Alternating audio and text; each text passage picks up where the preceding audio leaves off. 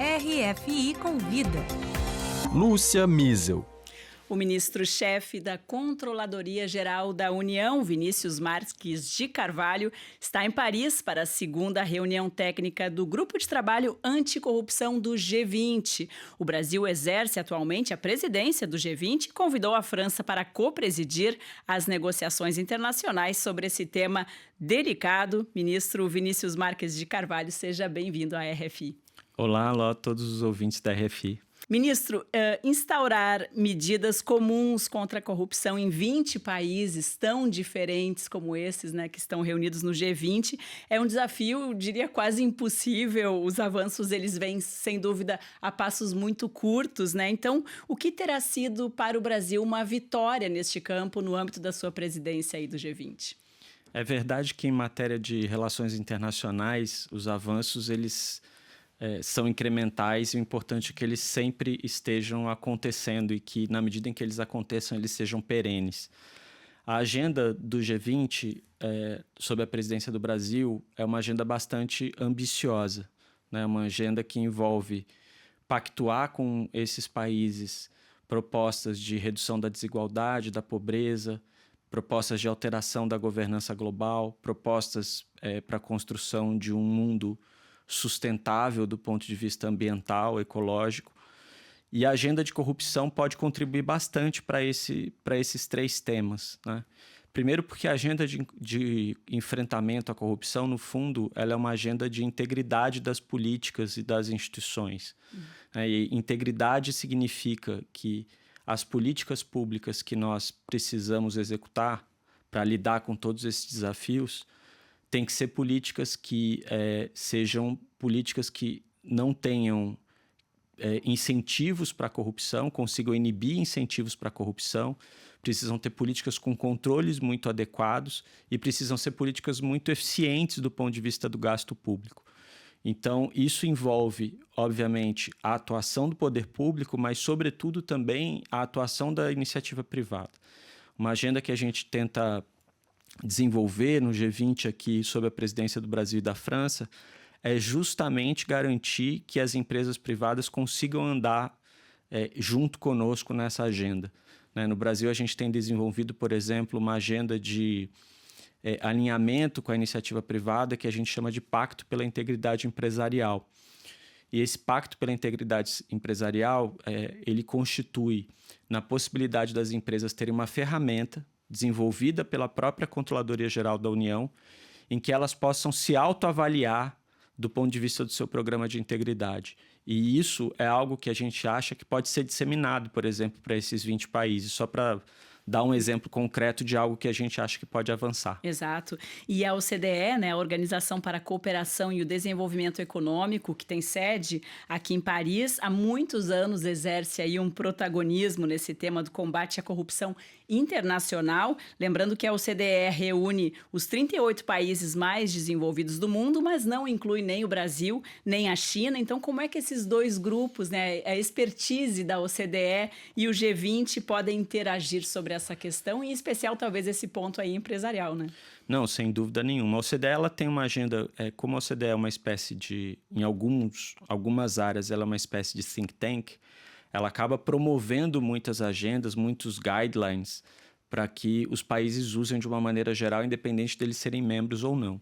O Brasil, apesar de não ser um membro efetivo da OCDE, ele é signatário da Convenção Anticorrupção, e que foi algo que foi muito importante, que viabilizou o enfrentamento global da corrupção no mundo.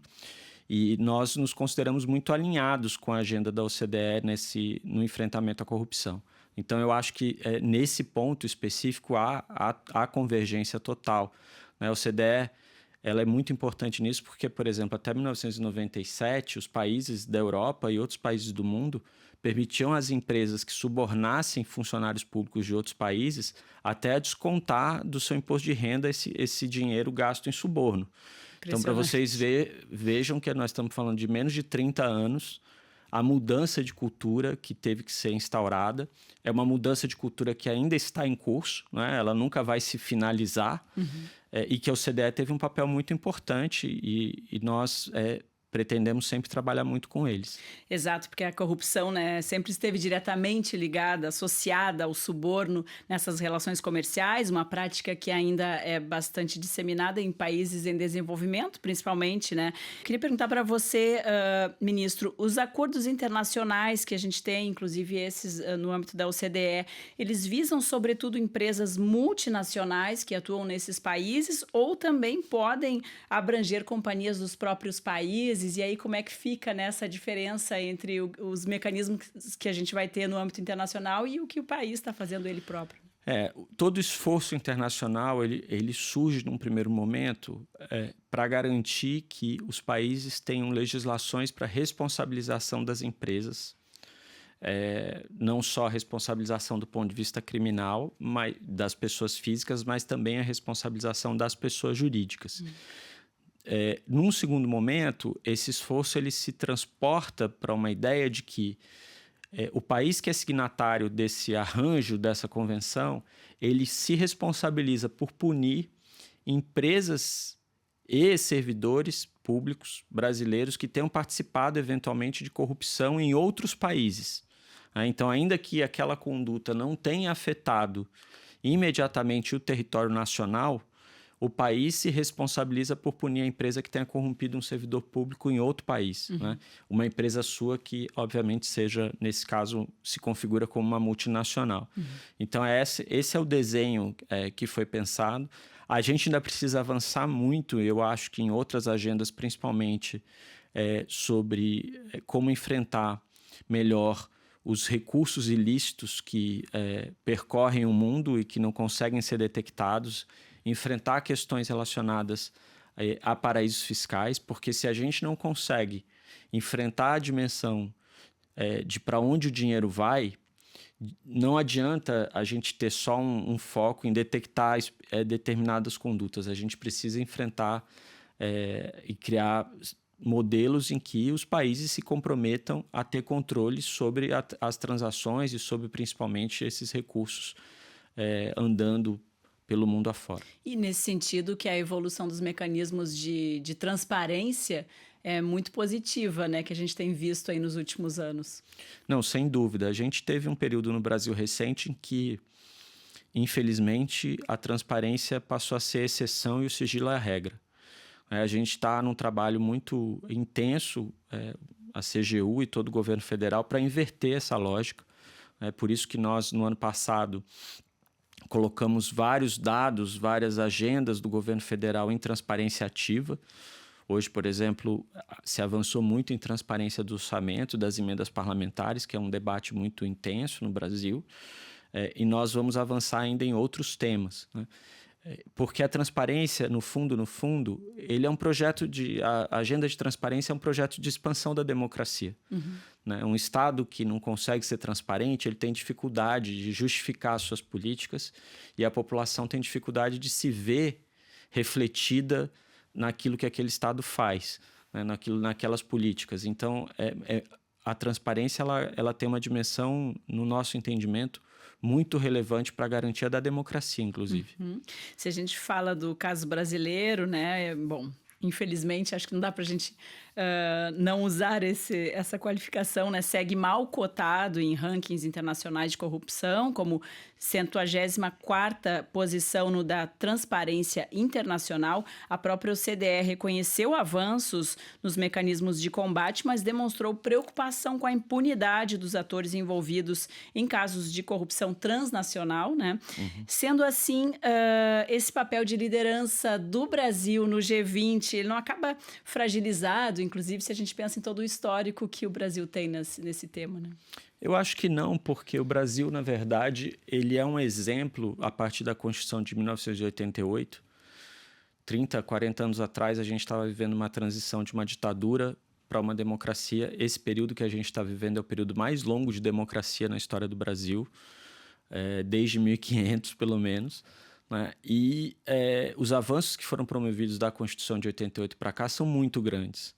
Né? A autonomia do Ministério Público, a própria criação da Controladoria Geral da União, o reforço do aparato da Polícia Federal para combater a corrupção e uma série de outras políticas. Eu acabei de falar da agenda de transparência.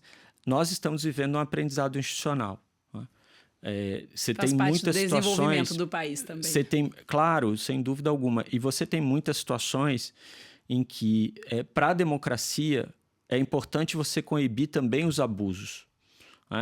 A democracia ela não permite, o Estado de Direito não permite, e ninguém quer ser julgado por um juiz parcial, né? Por um juiz que tem uma relação de conluio com o Ministério Público, por exemplo. Né? Então, isso também precisa ser corrigido, porque isso é abuso de poder. E abuso de poder é o primeiro caminho para a corrupção também. Né? Então, para enfrentar a corrupção, a gente não pode corromper o sistema que combate a corrupção. Então, isso é algo que a gente precisa ir aprendendo e garantir para a sociedade que a gente vai achar esse equilíbrio. A gente precisa achar esse equilíbrio. Eu acho que o projeto hoje vai nessa direção. Quer dizer, o brasileiro talvez tenha a impressão de que a corrupção está cada vez pior, mas se a gente olhar historicamente, na verdade, era muito mais fácil exercer a corrupção 20, 30 anos atrás. Não, sem dúvida que num ambiente de pouca transparência, de ausência de democracia, nada disso aparece. E o que a gente tem hoje é um sistema que organiza o enfrentamento da corrupção. Olha, só o ano passado, a Controladoria Geral da União e a Polícia Federal fizeram juntas 56 operações, né? Entre o ano passado e até agora nesse ano. Então, é bastante coisa. Fora as operações que a Polícia Federal faz por conta própria, fora, eventualmente, as investigações que a CGU também faz por conta própria. Então, nós, inclusive por conta dessa agenda com a Polícia Federal, nós intensificamos essa relação e o ano passado assinamos um acordo de cooperação com a Polícia Federal para organizar essa agenda conjunta. Então, tem muita coisa acontecendo. Temos aí uma proposta, inclusive, que eu já anunciei, de alterar alguns pontos da lei de acesso à informação para tornar a agenda de transparência ainda mais intensa. E também pensar essa agenda de integridade do governo federal como um todo para melhorar a qualidade das políticas e a eficiência dos gastos. Para finalizar, ministro Vinícius Marques de Carvalho, o legado da Operação Lava Jato volta aos holofotes aí do Brasil nas últimas semanas, já que o governo e as empresas envolvidas nas denúncias buscam uma conciliação para o pagamento das multas milionárias, né, que elas foram condenadas, ou seja, uma certa revisão dos acordos de leniência que está em curso. Isso não acaba, talvez, reforçando justamente essa ideia de que, no final, as empresas sempre vão conseguir dar um jeito para saírem impunes ou, pelo menos, não serem tão punidas quanto se esperava? Como eu disse agora há pouco, eu acho que é importante a gente achar esse equilíbrio que a gente estava conversando aqui sobre o enfrentamento à corrupção dentro das regras do devido processo legal, do Estado Democrático de Direito. A gente não pode achar que o único jeito de combater a corrupção é fugindo das regras, das legislações, enfim, das leis de uma maneira geral, né? Burlando as próprias leis que controlam a ação do Estado. O que aconteceu aqui, sem entrar no mérito de cada acordo específico, é que o debate se dá em torno de questões econômicas relacionadas a esses acordos.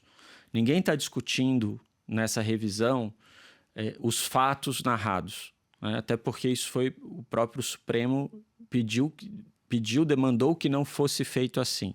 Então, o que a CGU tem discutido e a AGU, a Advocacia Geral da União, tem discutido com as empresas é o método de pagamento, a forma de pagamento. Inclusive, às vezes as pessoas falam, está dando um desconto e tal. Não é propriamente desconto, né? O que se está discutindo métodos de pagamento, como, por exemplo, o uso do chamado prejuízo fiscal, para que as empresas consigam honrar com as suas obrigações, né, sem também correrem o risco de irem à falência, porque também eu imagino que não seja esse o desejo da sociedade, né? Em nenhum caso que a gente conhece do mundo, nós estávamos falando aqui da experiência internacional, o caso da Siemens, o caso da Airbus, o caso do Goldman Sachs, o caso da Ericsson, todas as empresas multinacionais, eu citei uma de cada país, nenhuma dessas empresas, o caso da Alstom, nenhuma dessas empresas teve sequer um risco de ir à falência, de quebrar por conta das investigações graves de corrupção em que elas se envolveram. E a gente precisa, obviamente, lidar com essa dimensão e garantir que todo o parque produtivo se mantenha e que isso consiga voltar a exercer a sua função e os trabalhadores poderem trabalhar. Acho que o objetivo é achar esse equilíbrio. Muito obrigada, ministro-chefe da Controladoria Geral da União, Vinícius Marques de Carvalho. Obrigada por participar do RF Convida. Eu que agradeço.